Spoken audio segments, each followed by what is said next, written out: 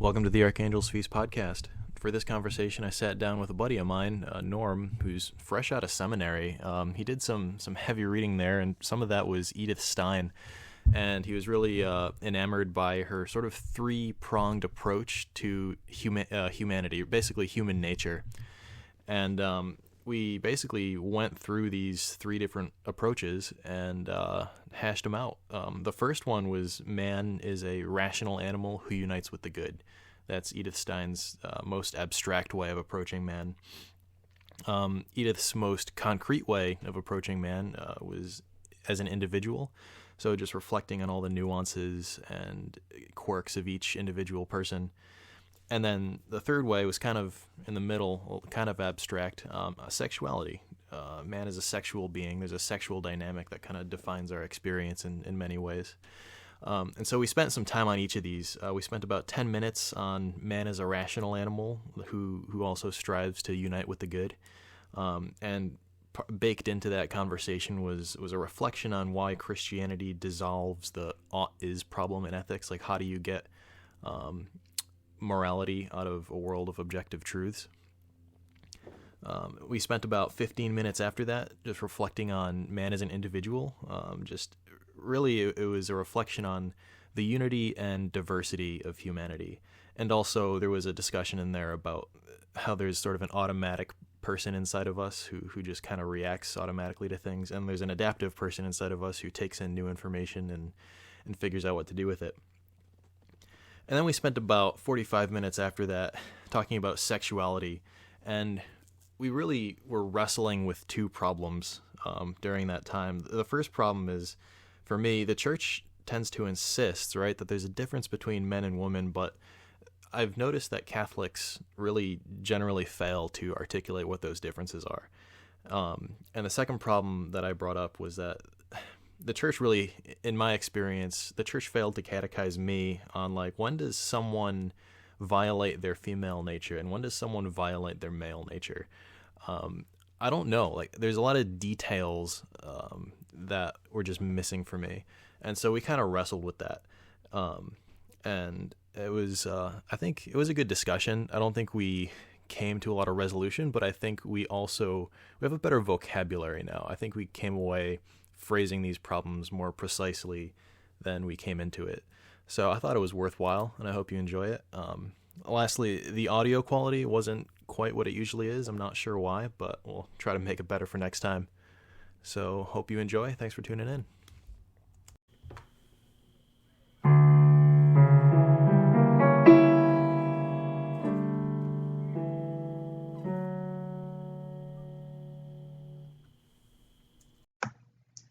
All right, and we're recording. Norman? Actually, what do you go by? I don't even know. I've known you for how long now? I don't even know if I should use a nickname or not.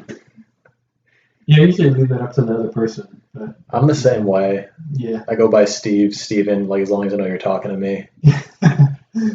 But, so you were at a Crossroads group with us this past Monday, and you delivered a little spiel about human nature, and there was some components of human nature that you kind of expanded on. But you were also kind of reflecting on empathy going into this. Now, I don't know, I think I kind of want to hear where your mind was at as you were putting that all together. And you got this from Edith Stein, like, yeah. Maybe I'll just let you start talking. Sure. Where was your headspace when you were putting that together for Monday?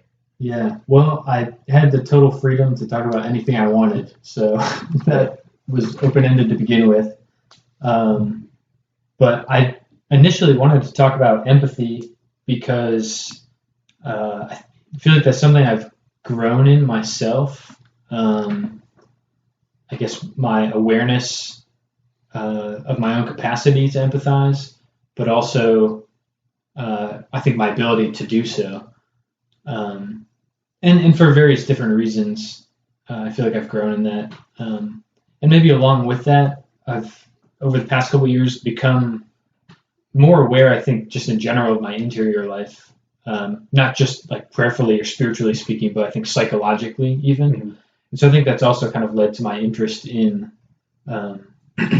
empathy in particular. And then, of course, like in various ministries that I've taken a part in, I think that virtue, if you call it a virtue, of empathy has kind of come into those particular ministries. So it's something that's been close to home for me. Mm-hmm. So for that reason, I wanted to talk about it. So when you think that you're doing empathy better than you were before, is there something that comes to mind, like an example or? Yeah, that's a good question. At least off the top of my head. Like it must mean something to you that you're better at it. Yeah, right. I can't think of anything, objective so much or like tangible. That's fine. Yeah. But I think I've grown, at least in, I guess maybe my awareness of like how I feel. So maybe empathy may not even be the right word, I guess, now that I think of it. Maybe mindfulness about your own self. Yeah. So I guess I've become more aware, like in relating to others when I feel a certain way, and I think that's allowed me to perhaps maybe open the door for empathy. Like I've been able to feel, more compassionate towards others. Mm-hmm. So it seems like there's almost two things happening, which is you're deepening into your own interior life over the past couple of years, and your own understanding of yourself is translating into a better understanding or empathizing with other people around you. Yeah, that's a good way to put it. Okay. And so because that's what I got. That's the vibe I got listening to you on Monday when you actually came at it from the other angle, which is here's a philosophy of the human person. Yeah. Or what goes into it. Yeah, no, I loved it. And I don't think we had the time on Monday to tie the whole empathy discussion into it. Maybe we could do that today. Yeah. So actually, I like this segue because I wanted to start off by talking about this meditation on the depth of the human person. Like there's so much to the human person. Like it's a deep mystery in a lot of ways. Yeah. But at the same time, we can start describing it. Like, right. Like what's the universe inside my noggin here? Yeah. Can we start? How do we approach that? It's interesting because I think even the way you're putting it kind of references implicitly like the general abstraction, like what is man in general, but also kind of ties in your own experience and like wanting to bring in, my individual experience of humanity. And so that is kind of like what I tried to get at the Crossroads meeting. And I was mainly drawing from one particular podcast that was about Edith Stein and her philosophical thought. And in particular, this podcast was about the female or the feminine soul. But certainly there was a lot of kind of generalizations leading up to that. Yeah. But so she kind of distinguished three realms, you could call it, I suppose, of either descending order or, probably descending order, or from like general to more specific. So beginning with man, what is man, the human person to begin with? And then within that, there's male and female.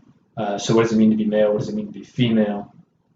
And then thirdly, within each of those, there's also individual persons. And so I guess there was a kind of interesting thing that I took away from that was that individual persons each express their masculinity or their femininity in particular ways. But then even continuing to reascend this ladder, so to speak, like men express humanity, then also like in a different way, generally speaking, than females express humanity. So let me see if I'm tracking so far, just to kind of set the stage, which is the way I'm kind of framing it in my mind. How do you approach this infinity that is the person? maybe a human person, let's say. Maybe we could talk about angels or God, or let's just focus on people walking around with spines and appendices and ears, earlobes. Yeah. So regarding earlobe persons, there's still this universe inside the head, and it's like, how do we approach that? And the way you're saying that Edith Stein approaches this is by looking at three different, let's say, realms, which is there is this abstract notion of what it is to be a man. Am I saying that right? Yeah, which is the sort of, well, I don't know if I want to start at that level, but I'm starting there anyway. So it's sort of this, the contemplator of truth and the one who tries to unite with the good. Because man is firstly a rational being, unlike animals and so. So there are also angels, of course, who are rational beings as well. But we don't need to get into that. So man is distinctly a rational being. But then I guess what sets him apart from angels is just his bodiliness. Right. And so now that's a very abstract way of thinking about man is the rational animal. Right. But also at that really high level, I remember you bringing up man tries to unite with the good. Yeah. And so we're talking about truth and goodness, and man connects with those somehow. And that's at a very, very high level. Yeah. And then that was the first realm, let's say, that we can approach man. But then the second way we can try to approach our understanding of man is a sexual dynamic where two people who are imperfect expressions of something, they come together, and together we can express something more perfectly. Mm-hmm. And that was a second way of framing man, which is that in the dynamic of sexuality. And a third way of framing man is as an individual and sort of the complexity and nuances of my own personality and my own quirks and my own situation. Mm-hmm. And so this is kind of Edith Stein's three different levels. So on one is the individual level, and there's a sexual dynamic, and then there is man, the rational creature who unites with the good. And so in my mind, this is kind of like a three-pronged fork to try and understand this universe, like this infinity inside the brain. Right. So having said that, might be the sexual part was really interesting because there's a whole philosophy of sexuality there. Maybe we want to do like 5-minute versions of 5-minute expansions of like a couple of those. Right. Because I think the first one, so the most abstract one about man contemplating the truth and uniting to the good, I think that's deep and powerful, and it's a little abstract, but it's not. Yeah. I don't think it's too surprising for a Catholic to hear. Yeah, sure. Yeah, I can probably. Is there a 5-minute expansion on that? Right, because I made a short talk, like pretty long, but I think it can be kind of summarized. Sure. In short, like man is a rational being, and so with his intellect and will, is able to uniquely, unlike any other creature, pursue truth. And ultimately, the question that's always kind of been at the back of any human person's mind throughout all of history is like, how can I be fulfilled? Like, what is the perfection of man, so to speak? And even Aristotle, going back millennia now, had a take on this. And actually, I don't remember like how he reasoned up to this. I know he did, but in short, Aristotle said, even as a pagan, no Christianity or revealed religion at that point, said that man's end is happiness, and happiness being union with the good. And so ultimately, for something to be really fulfilling, it has to be infinite. We seem to have as human beings this innate desire for like infinite fulfillment, and so from that, like no finite earthly or temporal thing can really fill us, but God alone can. This is a contemplation of truth. Right, and so that's where Aristotle drew the next kind of conclusion that the best activity for man is to contemplate the highest things, and so God, of course, being the highest thing, being the highest good, ought to be the object of our contemplation, and relating that to the Christian life, like that can be prayer. So where does you mentioned unity to the good? Where does that fit in here, or was I? Yeah, no, I didn't make that a clear connection. But ultimately, like God being the supreme good, I guess we're called to union with Him primarily. Firstly, I think it'd be hard to try and draw the parallel without sort of the philosophy on hand. Yeah, we're just kind of winging it right now. Yeah, right. I'm not making like clear connections here. I think there was the way I frame it in my mind is that God created everything, and so everything finds its purpose in God, and when nature is doing that, when nature is finding its purpose in God, that's the definition of good. Something like that. That's maybe a crude way of putting it. Yeah. But that's what the human free will should strive to do, is align itself accordance with the purpose of God. And if that's not a super philosophically rigorous way of putting it, but I think that really does make sense. That's the way I framed it, at least. I think that's pretty good. Because even animals, like in that they're created by God. So I like this example in the Hebrew. Like even animals, have a perfection that they're, I don't know if they're already at, you would say, or if they're working towards whatever, but like the perfection of an animal is to be itself. Beaver's making a damn good dam. Yeah, right. To do what it was uniquely designed to do. Sure. And because what's unique about man is like his intellect. So this is the connection. I'm glad you made it. So because intellect is unique to man, then the activity of perfection for man is an intellectual activity, thus contemplation. So. Yeah, but it's funny because when God creates the world in Genesis and He says this is good, He creates the cows and their udders and He says this is all good. Yeah. I think this is where this is how we solve the problem of the ought-is dichotomy, in a sense, which is there's the truth of things, which is that God created things, and therefore nature orienting itself towards its creator fulfills its purpose, and that's the definition of good.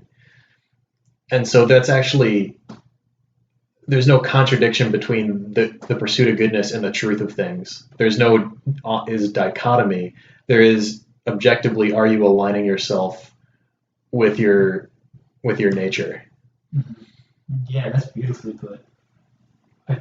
It almost sounds to me like there is an ought-is dichotomy. Maybe I'm not following you exactly, but yeah, it seems like if man is this an intellectual being, then he ought to do like that which uses that intellect.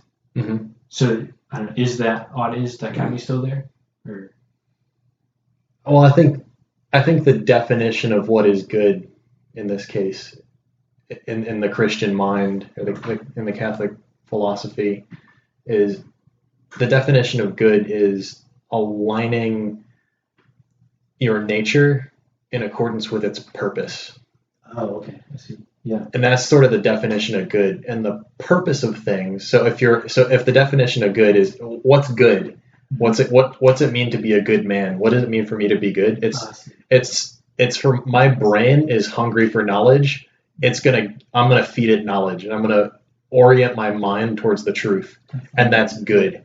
And then like the same way my mouth has got to eat, like my digestive system eats food and turns it into energy. When it does that, that's good. Yeah. and I'm aligning my nature with its design purpose. And that's a mental thing too, where I'm aligned. When I align my mind with the truth, that satisfies the nature of my mind. I wonder if you're making me wonder if maybe this is what you meant, that like the ought is dichotomy, so to speak, almost disappears in that, because like as I like a rational intellectual being conform myself with the good, the ought is almost become one in a way. Yeah, because the nature of things and the goodness of things are almost the same thing. Yeah. And I think I see what you're saying. There's another way of framing this, where if there's actually, like, within physics, I have a physics example in my mind. So if we never discovered electromagnetism, like Maxwell's equations, so Maxwell's equations are just electric and magnetic fields and how they interact. And any charged particles, here's how they behave. That's Maxwell. Now here's the kicker: we never would have discovered Maxwell if we always had quantum mechanics, because quantum mechanics is the deeper theory, and Maxwell's equations is just us humans kind of looking down at nature and crudely coming up with these patterns that we see. One of those crude patterns is Maxwell's equations, but that really emerges from a deeper physics. Yeah. And if we had quantum mechanics the whole time, we never really, well, I'm not saying we never would have, but we might not have discovered Maxwell's equations as an approximation for this situation, if that makes sense. And I think the is dichotomy is sort of the same thing, where the is problem of how do you get moral truths from objective facts. I think that goes away when the nature of things and the purpose of things is an objective fact. And that's the deepest truth. And then when you start there, the is problem you never see it when you're looking at things. Yeah, or when you are living like that fulfillment of the ought is. It's not as well. The ought is an illusion, which it's a paradox, because our brains are thinking about material facts, and our brains also are thinking about moral facts, and we're looking at one and the other, and we're saying, well, this doesn't, these things don't mesh. Like, where do they connect? And I think the connection is that, well, the deepest truth about nature, it's not a material thing and it's not a moral thing. It's a person, which contains both. And so the deepest reality of things doesn't have an is problem. That's kind of a ramble. We got a little bit sidetracked. Yeah. Yeah, that's not where I went the other night, but I like that.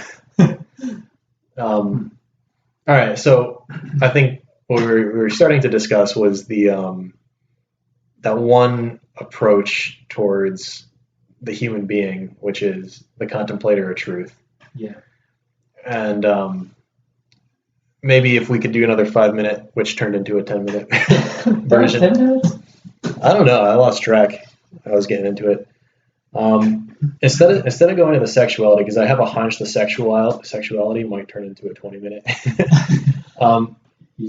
Yeah. What about the individual? So the three categories were the contemplator of truth, and then man as a sexual being, and then the third one was man as an individual. Right. Maybe we could spend a couple minutes on the individual. How do you frame the individual perspective? Yeah, I think that was the one. Like, the podcast I listened to is the one that was least talked about. Mm-hmm. It was also the one I focused on least, perhaps consequently. But I guess what I can say about the individual realm is, I guess, more of it's just like a fascination, I guess, in my own mind, or like kind of, can't think of the word, just reveling in the unique kind of beauty of this fact that individuals are all so entirely different. And I think that's really what this third realm is kind of getting at, is that even within the scope of maleness, like masculinity and femininity, there are still so many iterations of each one of those. And yet they share a same nature. But yeah, there's a radical uniqueness to each of them. So it's funny because I'm thinking about code. When you said the word iteration, I think when I think iterate, I think about code and like code doing a loop, where it's iterating a similar, like it's the same algorithm that it's applying to something over and over again, like a data set over and over again.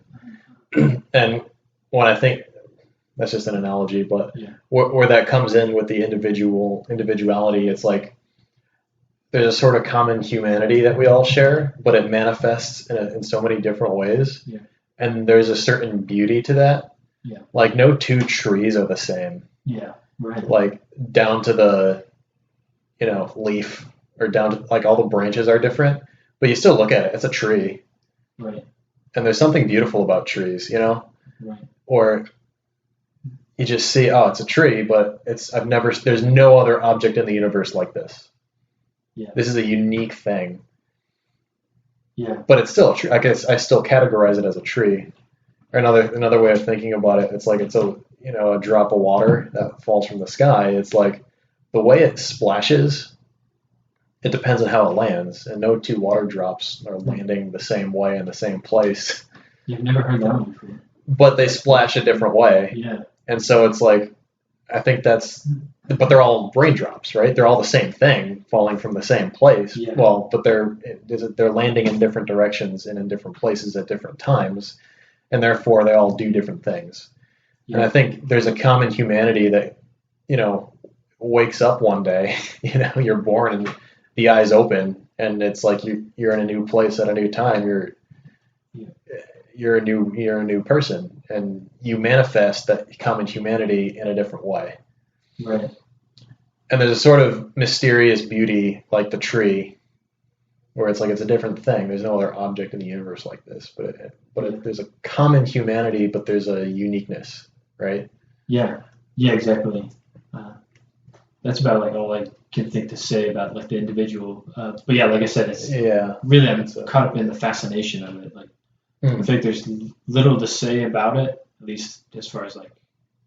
What do you mean? So when you're fascinated, what comes to mind? Like, are you asking people about their life details? Like, how does this manifest? No, how does this fascination manifest? Yeah. Yeah, not even so much like another person, like verbally telling me their story and like what they've been through or whatnot, but even the way they tell those details. So like almost like a kind of meta recognition of the other person. Or even if they're not talking, like just the way another person carries themselves. We're sitting in chairs, like the way the other person like sits in a chair is like, everyone does it differently, has like a different comfort about them. It's just fascinating. Like so little details like that, I think, are even like really beautiful. This is actually reminding me of something. My brother, he'd like to go to the mall and then put strangers in random uncomfortable situations. Oh gosh. And he just delights in doing that. Oh man. Not so much anymore now that he's a little older, but he was in high school. But I kind of like, we were talking about this and we just had a deep conversation, and what he was saying was he likes seeing the raw, there's a sort of raw person underneath that's a robot in a sense. Like that's how it's like there's a zombie underneath it's just doing its own thing, and then you put it in a new situation and the wheels spin a little bit. Okay, I gotcha. And he likes, for him it gives him a sense of like what's under the hood. when you put the car in a new place that it's never had to go before. Right. It's like, what do I do? Like if you take a robot that's great at doing the dishes and then you sit it down at a piano, it's like, I'll try and clean this. There's a sort of automatic humanity that he likes to tap into with those pranks. Yeah, no, that's funny. You see the same dynamic. Like, I enjoy hiking a lot, so that's one of my hobbies. And for me, like one of the ways I think I get to know someone as well. Because especially if it's like a multi-day hike, you're camping out in the woods or whatever. Because then you start to see the other person come out. Actually, I remember when I was in the Boy Scouts, we did a 50-mile canoe trip, and the guy was in the canoe with, like, we're the same age, like friends and whatnot, grew up together, and he's a little goofy, but he told me at the beginning of the 50-mile trip, he's like, you're gonna be so tired of me by the end of this week. I was like, no, come on, like this is gonna be great. And sure enough, by the end of the week, I was like, you're starting to get on my nerves a little bit. But you start to see those, the robot kind of let go of its wires, I guess. Well, I guess there's almost two different things. There's the automatic person, and then there's something else. And what I mean by the automatic person is like, the robot that's always been doing the same thing, put it in a new situation, it doesn't know what to do. And you kind of see the wheels spinning, the hamster wheel. It's like, I don't know what to do. There's that, but then there's the whole process of how that structure forms in the first place. Because when I see that, it's like I see a person who's been doing the same habits their whole life, and there's a situation where the habit doesn't work out so much anymore, and they still do it. Like, I've noticed, it's funny, making YouTube videos has really enlightened me to some of my own habits and things that I do well and things that I don't do well.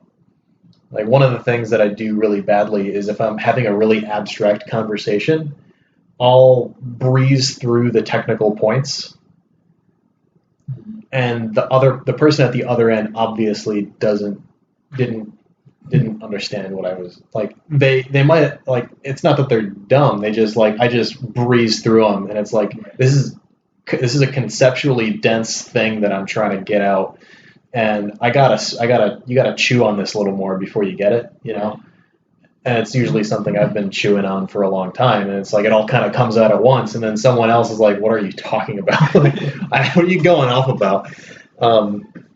And so what I try to do is, like, I repeat myself more, and I try to talk a little slower sometimes, and try and understand, like, the conceptual stepping stones when I'm explaining something. But I could also imagine a world where I never changed. Like, I never had the self-awareness, and I could have just, I've been chewing on all these ideas, and I regurgitate them all the same, fast, loose, A, B, C, D, E, F, G, complete. And then we're done. Move on. And then not really realize that other people around me were just not understanding what I'm saying. I could totally, so there's a world where I just let my old habits run automatically. But then there's a sort of self-awareness and getting feedback from the environment, getting feedback from other people, and then adapting to it. Right? And so there's, let's say, the automatic human and then the adaptive human. This is very, like, I'm almost thinking biologically. Like, I have a science background. Maybe that's coming out a little bit here. Because we're kind of digressing from Edith Stein. Yes, but I also see empathy coming through in this conversation here. I really like this. Go on. Because so I think to use, like, the robot example,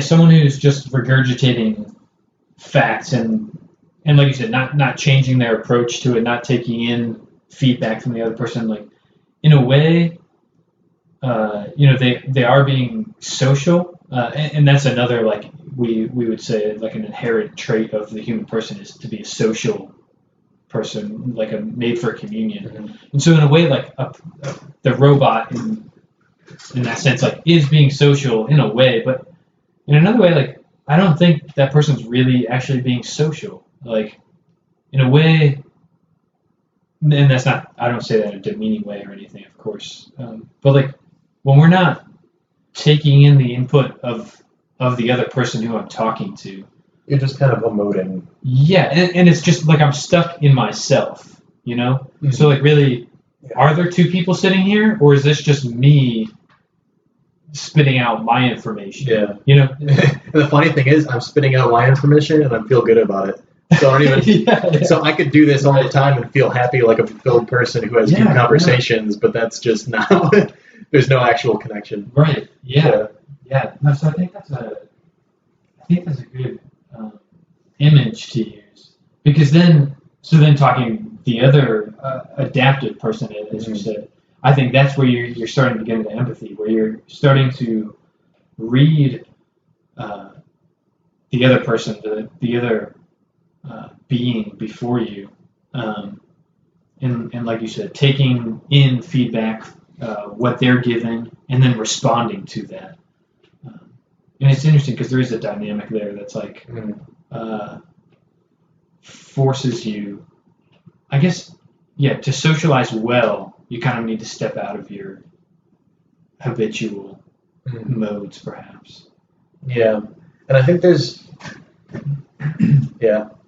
and I think it's a matter of, do people react automatically, or do they react thoughtfully to you, if that makes sense? I had a conversation with somebody about happiness, and he's not a religious guy, and his whole thing was, you got to do what makes you happy. You got to do what makes you happy. And then the way I approached it, I brought up there was a study that was done, and there's a trade-off between short-term happiness and long-term life satisfaction. And so then it's like, well, then what do you do if am I going to eat ice cream now, or am I going to be in shape tomorrow? And then there's a shorter term happiness of the ice cream, and there's a longer term satisfaction of being in shape. And it's like, so, you got to balance that, because this guy was leaning towards hedonistic lifestyle. And so there was a study done that people who experience more happiness are less satisfied. And there's a trade-off. And then at the end of the whole thing, he's like, you got to do what makes you happy. Like, as if he had never heard the whole conversation. Because he was tracking me. Like, he was kind of responding to what I was saying as we were going through the arc of the conversation. And then we were wrapping it up at the end. He was saying the same things that he was saying at the beginning. Yeah. It was kind of funny. It was just the automatic human was coming out. Well, it's certainly easy to keep our own modes and not to live in that habit. It's easier to do that. Mm. So, maybe it's not surprising that that's a lot of times all of our kind of default. Yeah. Yeah. So I need to be careful here, because this is something I'm super, we're touching on a topic that I'm super interested in, which is kind of off topic. I'm super interested in psychology and how people learn things and how people form structures of abstraction and how people learn these how more complicated things become automatic. And, more complicated behaviors like playing a piano piece can become automatic. Yeah, right. And I'm really interested in all of that and the mechanisms that make that happen, like biological and psychological mechanisms. Like, there's machinery that makes it all work. And simple rules can create very complicated things. And I'm fascinated by that. Yeah, that's amazing. And that's all going on inside of us, and that's great. But again, this is another thing that turned into a 5-minute thing that turned into a 20-minute thing. Nobody knows. Yeah. So we kind of talked about, again, going back to Edith Stein's three ways of characterizing people: the contemplator of truth. We talked about the third one, which is the sort of individual. And we kind of rambled a bit in both of them. What I'm before we go into the sexuality, I think what I'm hoping that, if anyone's listening to the conversation, what I'm hoping they're getting is there's so much profound thought that can be oriented towards people. Like I can think forever about people, and it's like it's a literal universe inside your head, and you can think forever about it. And there's something about that though, as there's something dignified about it too. I think we're starting to come around to this idea of dignity, which is like the human is a contemplator of truth, and it tries to orient the will towards the good. And everyone else has their own situations, and you're fascinated by their situations. And there's sort of like you said, empathy naturally comes out of that. Like this, contemplating the depth of a person. Yeah. There's something about that process which causes you to just respect it. Yeah. I did a little bit of like browsing on the internet before recording this, and that was one word actually that I hadn't thought of before, like thinking of empathy. But then since having read like just a few like random articles, some not so scholarly, a couple of like scholarly ones, but the word appreciation kind of came out, and then that's something I never thought of in terms of empathy. But I think that's what you're hitting at, is that when we can begin to understand the object or the person before us, and the more we understand, the more we can appreciate, then also the more we can empathize and begin to kind of feel with that person. So the more I understand about the human, the more I'm able to understand about you. Yeah, right. Yeah, like understanding the general leads to understanding the specific. If I understand humanity, I could helps me, better equips me to understand myself and understand the person in front of me too. Yeah. So I hope that's kind of coming out, and so maybe we could come back to that after. I don't know if you want to start talking about the sexuality thing, because I think the sexuality thing is like this is something I've very much seen the secular side of, the non-religious perspective, just 2020 America. And I think the way I've framed it from my own experiences is like I kind of see the Catholic thing and I see the cultural thing. Yeah.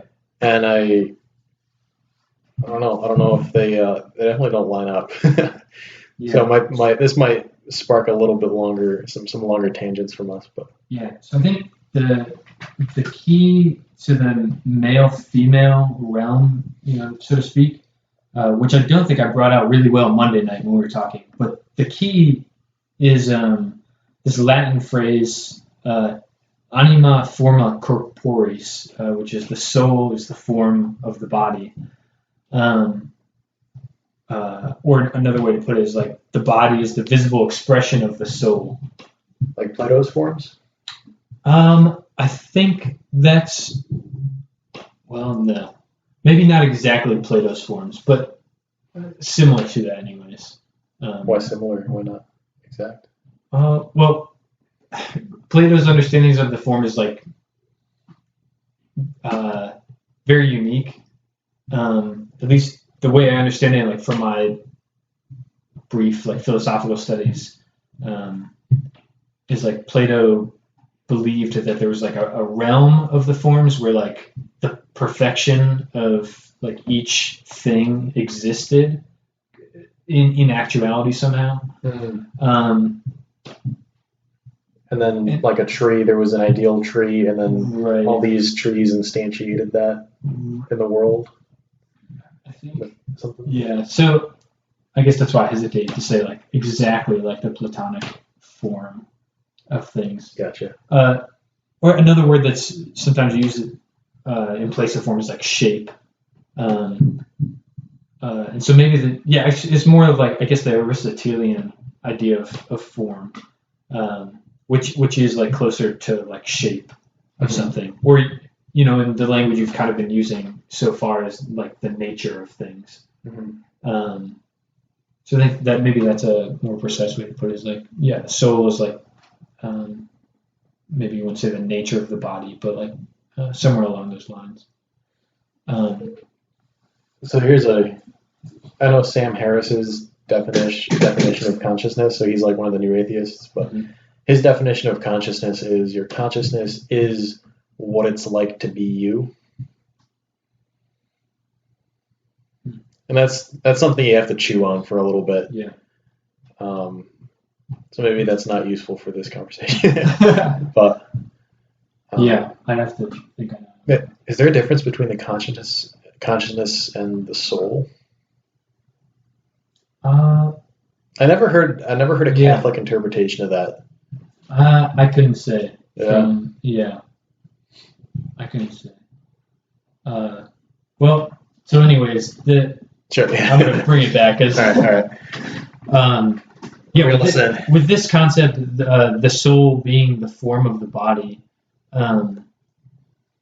what that leads to is the fact that I think, kind of like we were saying before, that like the is-ought thing, I guess, that like this nature should, in order to fulfill itself, act in a certain way.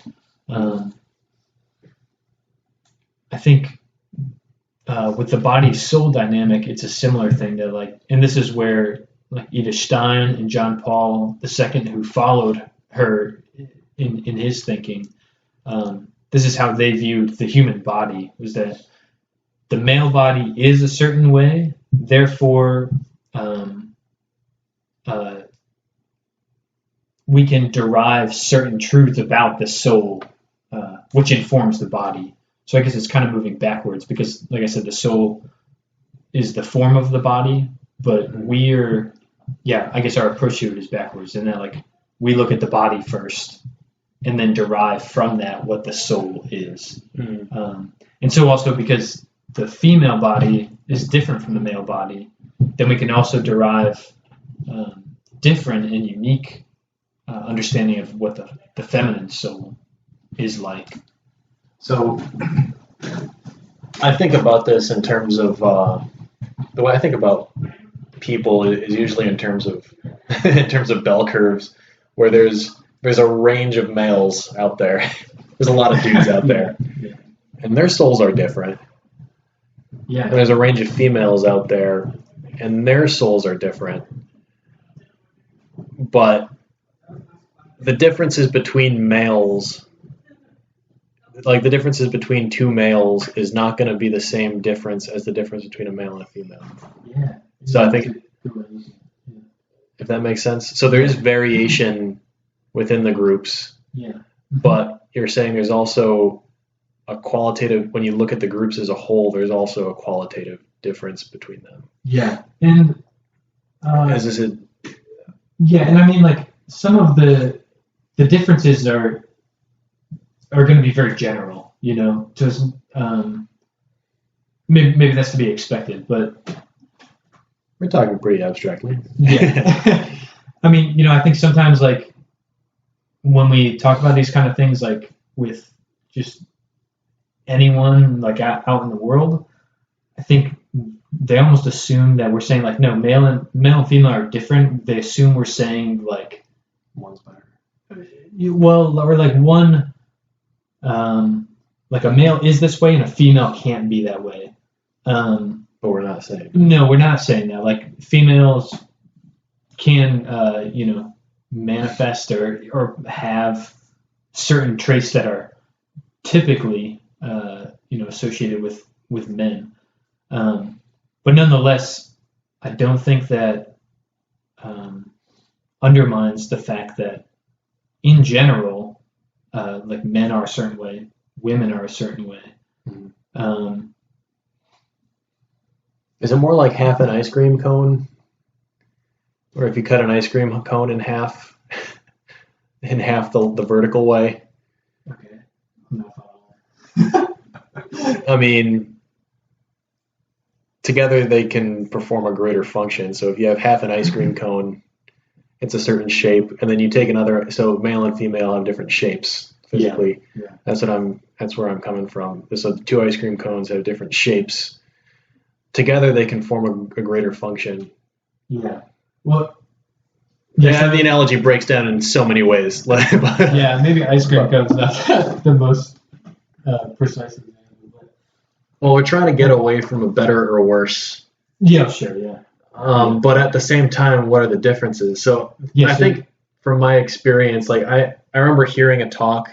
I think it was Dr. Helen Alvarez.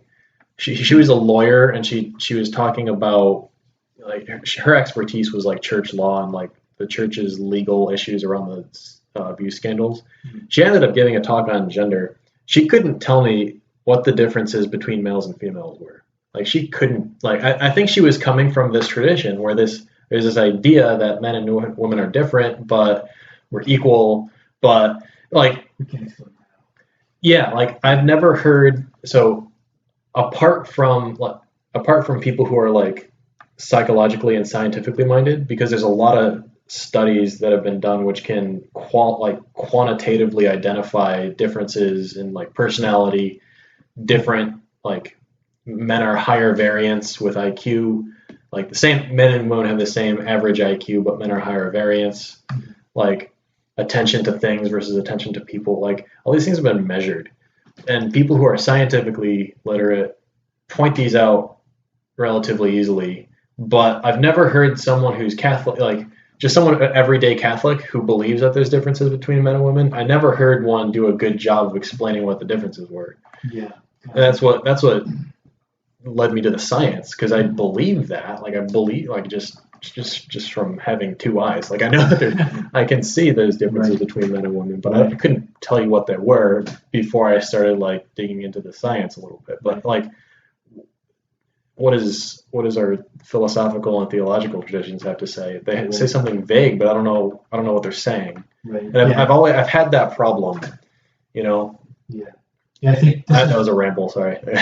Yeah, this is where the understanding of like the body-soul dynamic comes in, and I think, and this is where maybe I'm not so familiar with Edith Stein, and her focus was on empathy, like. Anyway, so like, that was her doctoral thesis, right? Right, yeah. But no, so John Paul II, like I said, who kind of followed her in the phenomenological tradition, he obviously, through his theology of the body, talked a lot about this. And so it seems to be like taking this concept of the object before me and how it presents itself to me, and then deducing like what that object is, I guess. Mm-hmm. So in other words, like the male body is uniquely male in a way that the female body is not. So like specifically John Paul II gives the example of women bearing children, obviously unique to women as opposed to men. And so from that he deduces truths about the feminine soul that would not be in the male soul. And so for using those, so using that example, he says that the woman, this is a quote from one of his encyclicals, Mulieris Dignitatem. He says the woman develops an attitude towards human beings, not only towards her own child, but every human being, which profoundly marks the woman's personality. And so, drawing this further, he says, it is commonly thought that women are more capable than men of paying attention to another person.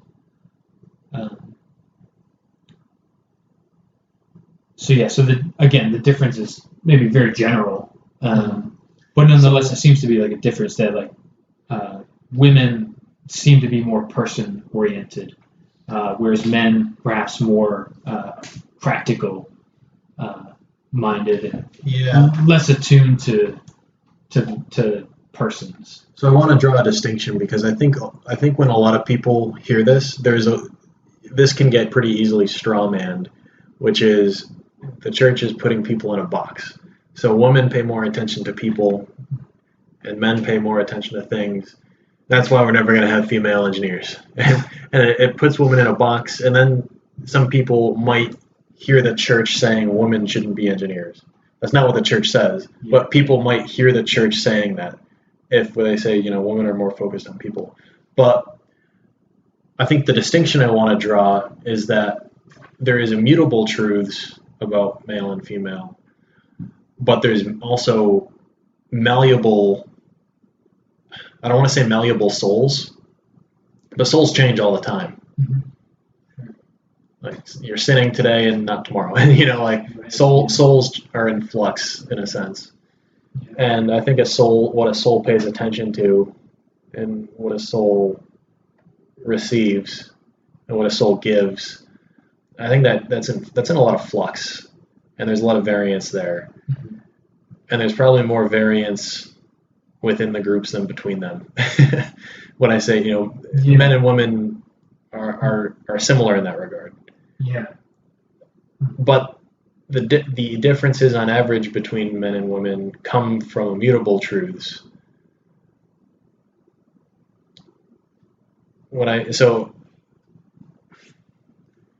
I'm driving at is when someone says,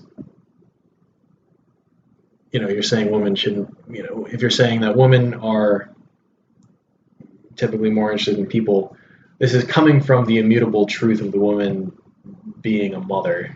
Right. Physically. Yeah. Like having bore another human being in her own body. Women just have a different relationship with reality right. in that right. situation. And John Paul II goes on to say, like he says, fathers have to learn their fatherhood from the mother, because just in a radical way, a woman has a relationship with her child before it's even born that the father could never have. Right, there's a maternal intuition that she gets from that experience. Right. So the judgments that like John Paul II or other like Catholic thinkers make, the judgments they make about the female or male soul, come from these physical, presentations. So what I'm driving at is, but that doesn't mean that.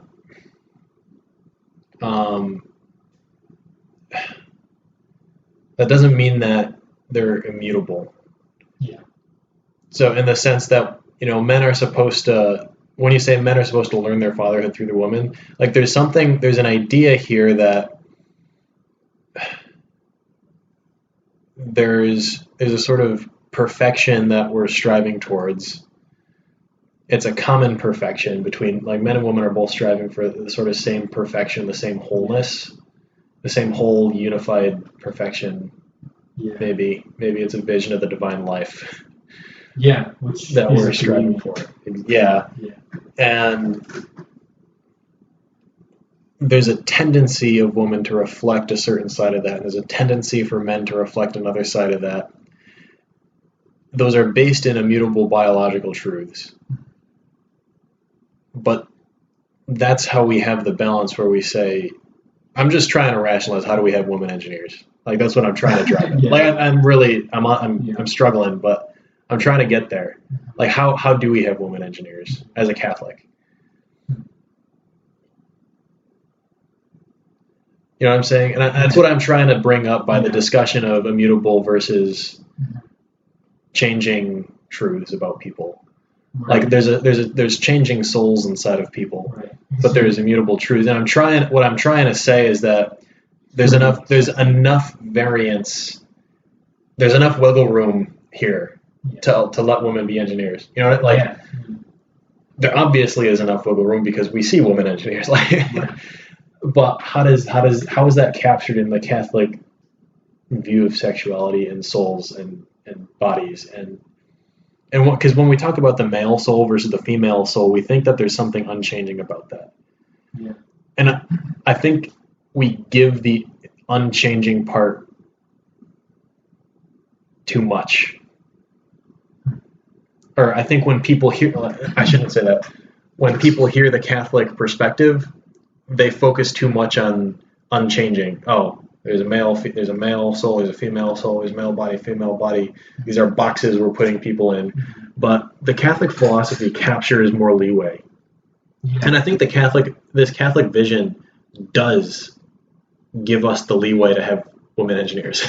Yeah. But I'm trying to articulate how, and I'm kind of coming up flat here. Yeah. I'm wondering if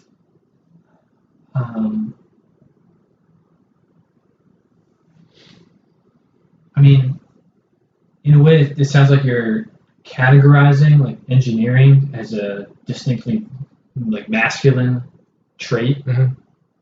and yeah, like that's maybe the way it's manifested most of the time in culture. But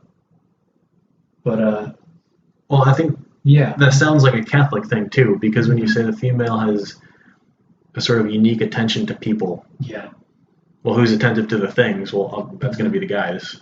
yeah, okay, I see. And that comes straight out of what we're hearing from Edith Stein and the Catholic Church. Yeah. You know, women have unique attention to people. Yeah, Well, who's more attentive to things just by default? Well, it's got to be the guy. So yeah, like, I wonder if you could say like is maybe like women like more naturally are attuned to persons. So that's not to say like a woman couldn't be good at math, engineering, and stuff like that. I think naturally is almost worse though, in the sense that it makes it sound more impossible for there to be women mathematicians. So when you say women are naturally attuned to people, that almost makes it sound impossible for women to be mathematicians. But I know that I just feel it. Like you ever do a math problem and it's like I know there's a solution. Like I have the sense that there's a solution here, and I'm trying to get it on paper, which is how like the Catholic view of people does capture differences between people. Yeah. Differences between individuals. Like the Catholic Church it captures that, and it does capture, you know, the ability for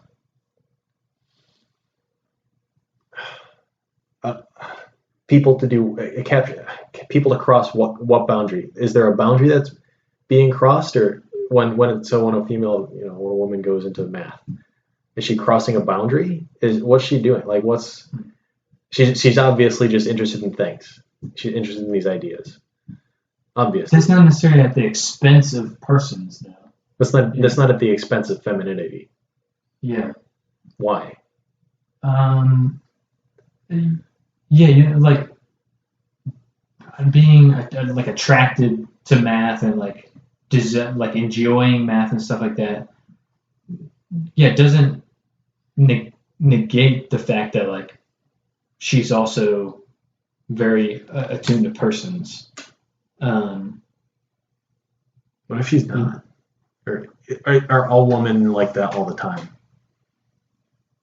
No. And so, yeah. Some more than others, Mm-hmm. for sure. So will the woman who's least attentive to people will be more attentive than the most attentive man? Yeah, that's a good question. It seems obviously no. Right, I would say no. Yeah. But is that so what? Yeah. I feel like I'm going to listen to this podcast and think I was a total idiot tomorrow. I'm kind of like fumbling the answer's over just this. going to jump out at you. Well, I don't think we're articulating a paradox here. We're just kind of articulating confusion. Like I'm trying to figure out where in the Catholic worldview, like why is it not a violation of femininity to go into math and then not have a family, like not raise kids? Is that okay? Yeah, right. Like my initial response would, like, it seems like it's fine. Yeah, but it is. Is that a Catholic thing to say?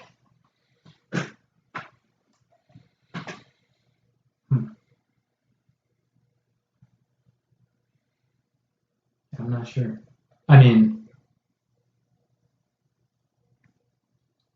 I don't like so much saying like, is it a Catholic thing to say or not? Because I mean, ultimately, like Catholicism embraces the fullness of truth. So this kind of goes back to my original problem, though, which is you can always make it so abstract, like it's about loving God. You can always go to there and say, hey, as long as she's loving God, she can do whatever she wants. Anything else she wants to do, as long as she's loving God, right? And you can say that, but then there's like the Catholic Church at the same time has also put out this sort of intuition of sexuality, of what sexuality is, and it's this hint of two people, this mystery of two people coming together and becoming something greater. They're becoming an image of the divine life.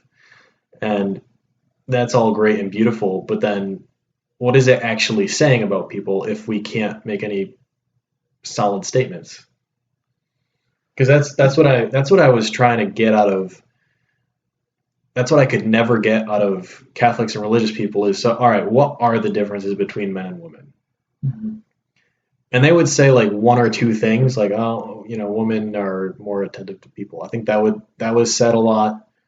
That was about it. Like perhaps what it says is something stated negatively, not as in like disappointing, but it says like a negative statement, right? Like, it says more of what is not than what is, mm-hmm. and perhaps like all of this, just goes to show cop out answer, like the mystery of human sexuality. Well, maybe that's not a cop out. So maybe there's a connection between the Catholic idea of sexuality and negative statements. Maybe not. I don't know. This is playing around with ideas here. Yeah, this is idea soup right now. But yeah, deep in it. But maybe, if we're talking about imperfect people, maybe there's a lot of negative statements. Again, negative in what are you not? Yeah. What are you not? Right. And if you're talking about two imperfect images of something coming together to form a more perfect image, right? We're talking about the image of God, and a man is, let us make man in our image, right? Yeah. Man is made in the image of God, and then somehow when male and female come together, they form a more perfect image. Yeah. Maybe there's some philosophy of negative statements baked into that. Because when it says, because it's not telling people to do something per se. You're not saying every person has to have sex. Obviously, there's a lot of virgins in the Catholic Church. Yeah. I mean that. Take that however you want. Yeah. But there's right. So it's not even saying men. You should have sex. You're not saying that. You're not saying everyone should have sex. You're not saying men and women should behave a certain way. The church is pointing out tendencies. Yeah. And this is. Yeah. But I think people interpret the tendencies as laws to be followed. Yeah. And it's not clear to me why they shouldn't. Like why? So if you say women are better with people and women are better in the house, like let's just say that's true. Let's say women are better at raising kids in the house, and men are generally better with objects, which makes them better at making money and having a career, right, in engineering or whatever. Let's just give that. Let's just make that accept the generalization. When the church says that, the way the church says men and women have different natures, it almost sounds like that's the way everyone has to do things. Like I have an aunt who's a doctor, and there was a uncle who's sometimes a stay-at-home, sometimes he volunteers, sometimes he has a job. Like she's the breadwinner, But the way the Catholic Church phrases things, sometimes people come away with, oh, that shouldn't happen. They shouldn't do that. And it's not clear to me why that's wrong based on just Catholic language that I've inherited. Yeah. I guess that's not the way that I hear those things. I agree. It's not the way it's not it's not the way I hear it, but it's like it's not clear to me why why. So like I know that the church is saying, look, it's about, love God and you can do whatever else you want. If you're loving God, do anything. And I got that, right? My catechesis, my upbringing gave me that. But it's, again, where do we find like the female mathematician who never has kids? Where do we find that in the Catholic vision of sexuality? Or is it just not is it not in there? Or is it a contradiction, or is it not in there? Perhaps. Or perhaps.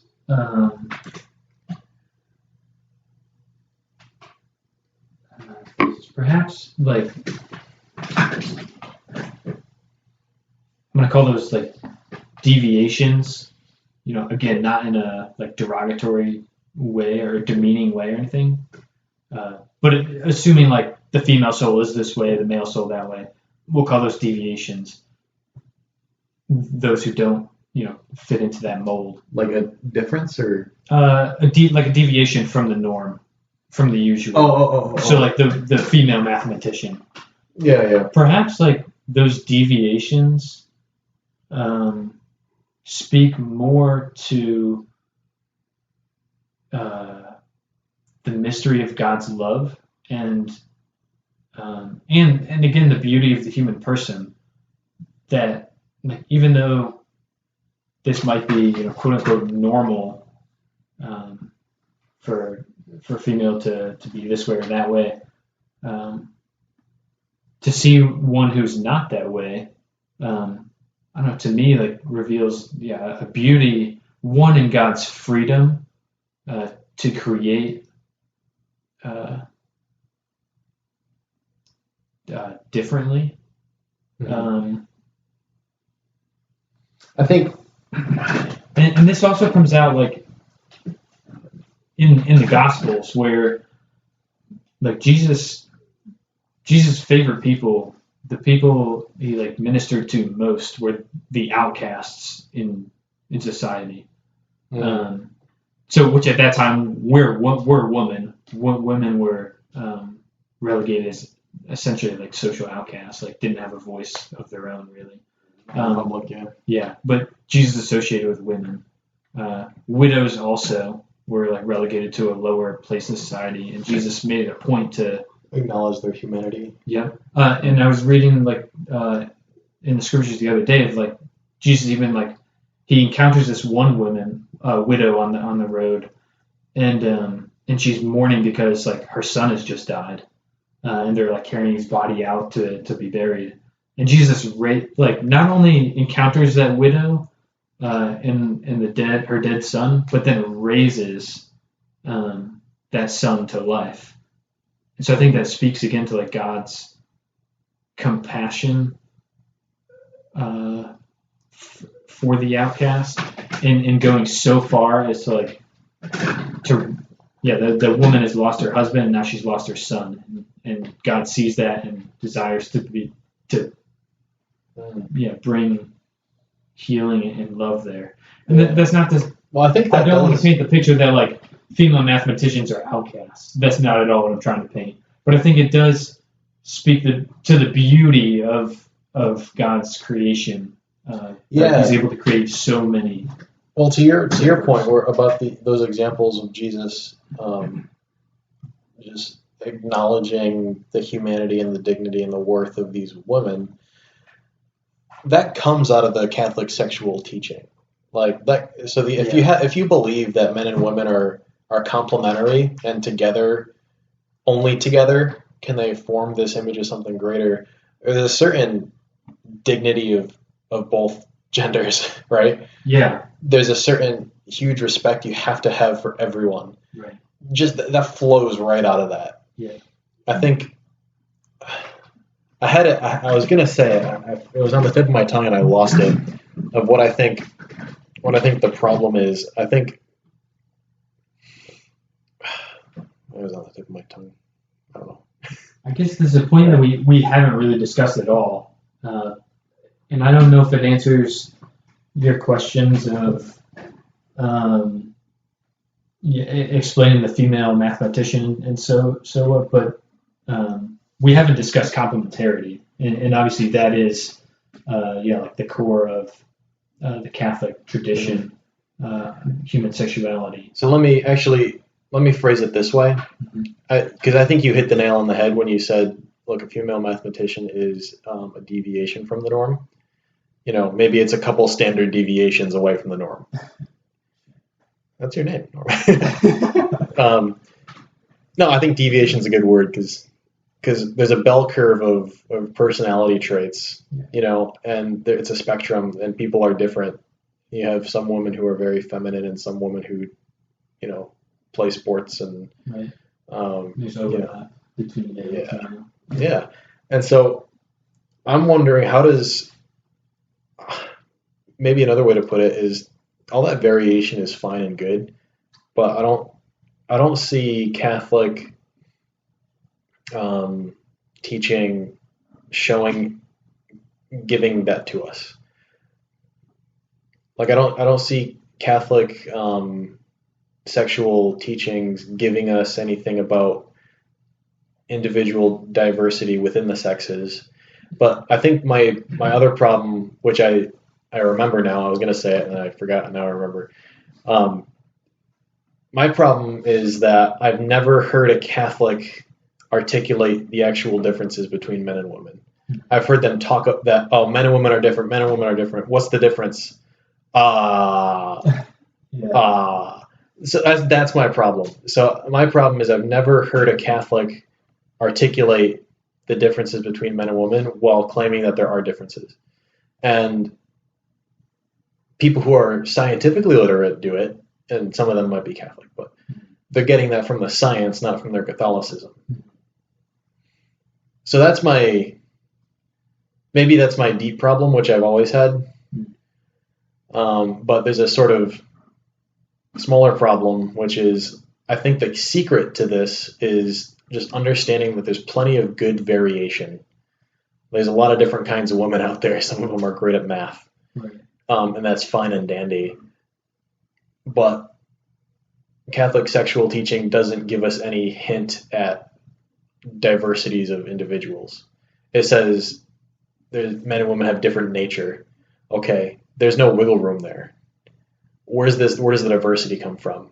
And where do we draw the lines between you're actually violating nature? Like, how do I know that a female or a male is violating their female or male nature? How do I know? When do I draw that line? How do I know?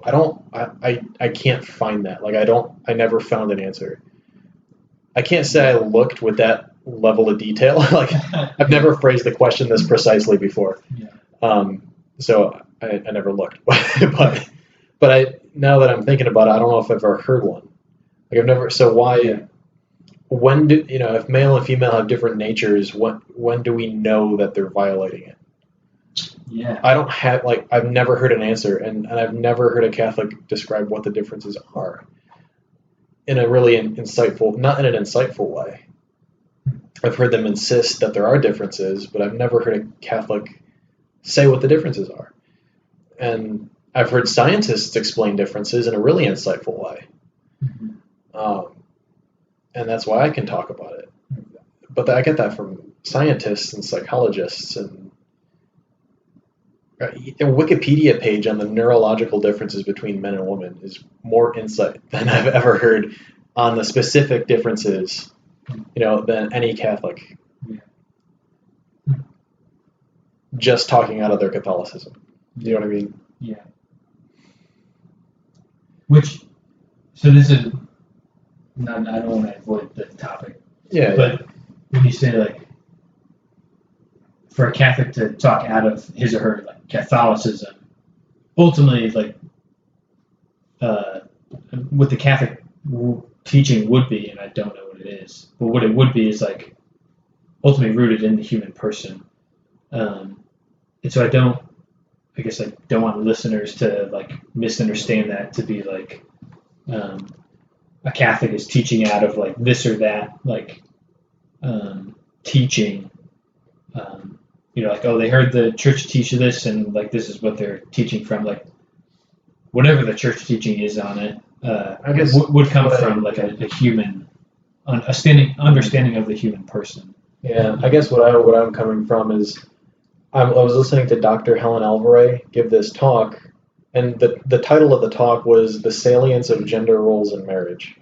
She was talking about gender, and then she was like, she kind of talked herself into this situation where she was trying to talk about what the differences between men and women are, and she couldn't do it. Like, it was during her own talk, she just hit a brick wall, and she tried to say something about how men might have this sort of sense of humor in the face of adversity, but that might just be her husband that she was admiring, and it just, she didn't have and so what I say, talking out of her Catholicism, she probably grew up Catholic, or even if she didn't, she was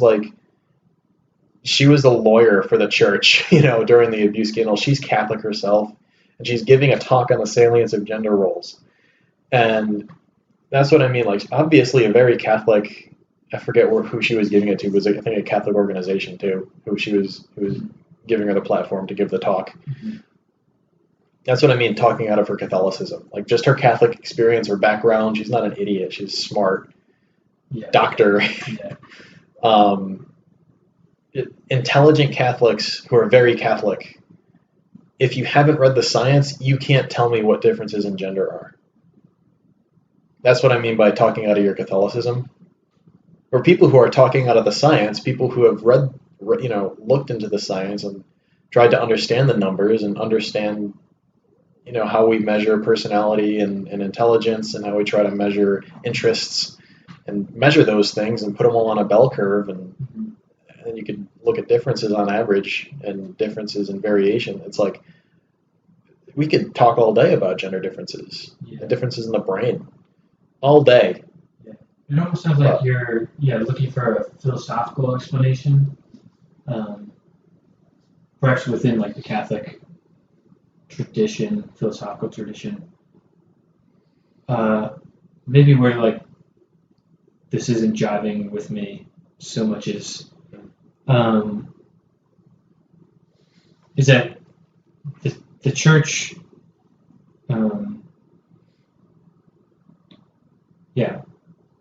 the church claims to hold like the fullness of truth, and so even like these scientific truths, I want to say, like, maybe they're not, the scientific truths themselves are not Catholic, so to speak, but the Catholic Church adopts them. Mm-hmm. And so, I mean, when you put it all together, it's making a lot of, the scientists are making a lot of the same sounds as Catholic theologians. Mm-hmm. The noises coming out of their mouths are giving similar conclusions. Right.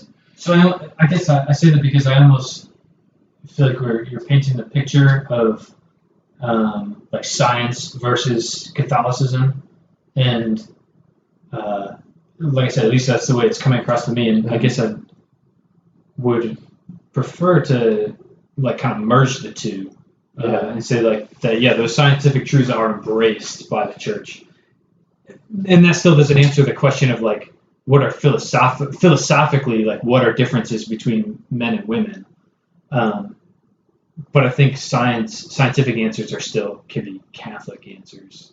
I guess, I don't want to paint a tension between science and Catholicism. Okay. I guess what I'm saying is the Catholic Church has been proclaiming something, which is there are differences between male and female nature. But not fully understanding. Without understanding it at all. That's what I'm worried about. And then science comes along and confirms it 2,000 years later, and it's great. We were right all along, but it seemed like, how do I know that we weren't right by accident? Like, Perhaps part of it's like revelation also. I mean, it's very simple, simply stated in Scripture. Like, I don't know, maybe you could find more on it, but in Genesis, it just says like, God created man, male and female, he created them. So like, And that's been exegeted, so profoundly throughout the centuries of Catholic and probably Jewish tradition as well. That's been exegeted to mean, like a masculinity and a femininity.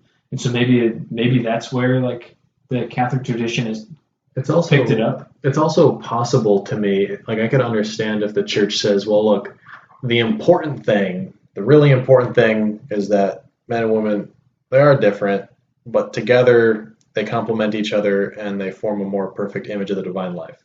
Yeah. If full stop, just leave it at that. Then if the church said, look, men and women are different, but the differences don't matter, that's fine. Yeah. But I've never heard them say that because they don't. I've never heard what the differences are. Yeah. Like I don't know. It's a story without details. Like well, I'm not saying it's a bad thing. I'm just And I like the way you put that. I mean, the simplicity seems to make sense. I guess kind of two things to come to mind. Which I might have lost the first one. Second, I wonder if part of this is like these kind of conversations haven't had to be had until recently, like in the grand scheme of human history, like for sure, it's just been generally accepted, and I don't think it would have been considered like Catholic truth. I think it would have just been fact, accepted amongst anyone. The grass is green, of pagans, agnostics, whatever, throughout the century. I think it was just accepted. It's only really now that we're having these discussions. It's interesting because now that we're having these discussions, science is coming out and informing us at the same time. It's kind of funny. That they were right all along. Well, I mean, when the questions arise, the answers also arise. Oh, I guess that's what I was saying. Oh, wow. Huh. Yeah, that's interesting to look at. Like we've never asked the questions before, so we never had answers. Right. Mm-hmm. Well, maybe I'm being unfair, and maybe I'm asking the church for a level of detail that the church never cared about, because the church doesn't take specific scientific stances on things. Like it doesn't care if an amoeba. Right. The church is open to like evolution, but doesn't say like this is. And the church doesn't put a date on the universe, and the church doesn't care whether you're metabolizing this protein with that enzyme or this protein with that enzyme. Church doesn't care about certain details. Like love God, do whatever you want. Like there's a certain apathy towards details, and this might be one of them. Although that I didn't get that. Just from hearing Catholics talk about gender, it's like, oh, this is a super important thing, and we're taking hard stances on social issues, and it's like, so what are the differences? Like, what are the details? I don't know. It's just a weird thing, and maybe it's I don't know. Maybe it's just because it was questioned so recently that we haven't digested the answers to the questions yet as a culture. That could just be a problem of apologetics.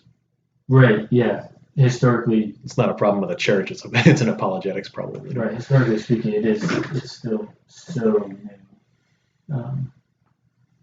Coming up with the language is still very fresh and unfamiliar. Yeah. So I very much misjudged how long it would take us to get through Edith Stein's three ways, the threefold path of Edith. It sparked some deep conversation. Yeah, that's for sure. I think. Yeah. I think where I was trying to go with this is if you're talking about humanity and reflecting on it in this deep way, it gives you a better understanding of the person, and it also deepens your empathy. And there's a certain, again, another scientific phrase is a pro-social result. Like it's just good. Like you want to respond. So when you encounter the person, you respect it in a good way, and that's a natural reaction. Yeah. I was trying to get there. We're already $1:20 deep. I don't know if you want to keep going or if you're kind of starting to get gassed here. Or if you want to go a little farther, or you want to wrap it. probably good for the sake of recording. All right. Yeah, I think just my final thought is, I think like you're saying, the more we know and understand humanity, male, female, just individual persons, the more we appreciate them. And actually, even as this conversation has proven, like, even the less we realize we know about humanity, I think it can still instill in us like an empathy for the human person, and realizing, like, wow, I have no idea, like, who you are right in front of me. Yeah. But nonetheless, like, I appreciate you and admire you and admire, like, this mystery that, like, I just cannot fathom. Well, thanks. I appreciate it. Yeah.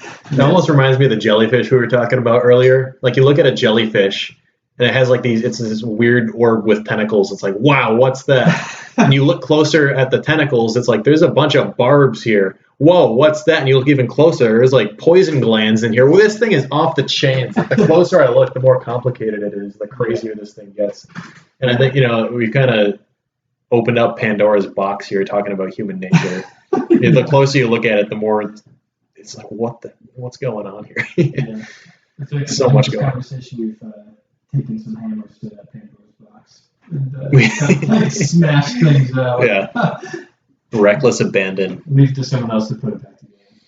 Yeah. Hopefully we hit on some interesting ideas. I think I'm coming out of this conversation. So this is another podcast. Like, I think I have a name for these. I'm calling these Squadcasts, where I just sit down with another friend who's, intelligent, and we can have a deep conversation. They're kind of winding and abstract, but I always come away with a better articulation of questions and answers to things. Like, this whole, I've thought a lot about the church and gender, because I sat next to a trans person at work for a while, and like, I thought deeply about gender, and I was trying to articulate my sort of dissatisfaction with the way I was catechized. And I think that kind of came out in a fresh way in this conversation, which is like, the church insists that there's differences, but never tells me what the differences are. And I think that's not a resolution, but that's just a cleaner way to start to frame a conversation. Yeah. And maybe even form an answer. Like, maybe the church doesn't care about that level of detail. Like, right. Or it's, maybe there's a cultural thing where, the church never asked the question for so long. Right. Like, ultimately, the church cares about the individual person sitting next to you at work. Yeah. And ultimately, like, his or her soul, like, is the most important thing to the church. Whether or not she can know, like, what that soul looks like or what it should look like, maybe doesn't matter so much, but no, I'm gonna stop talking. Well, there's, again, like, this is a really nuanced thing where there's variation that matters, and there's variation that doesn't. Like, there's unmoving truths, and there's a soul that's in flux. Yeah. That, maybe we can end on this Steinism, which I never even stated throughout this podcast, but Edith Stein said, "We are beings." Oh crap! You wrote it down, right? Yeah, beings. There you go. In the state of becoming, I think, something like that. Beings in the state of becoming. Yeah, beings in the state of becoming. So that kind of maybe sums things up. Beings in the state of becoming. I'm becoming thirsty. Yeah. Is my being fundamental thirst? Is it actualizing itself? I'm ripping that way out of context. Yeah. All right. Cool. All right. Let's wrap it up. Thanks for coming. Yeah, thank you.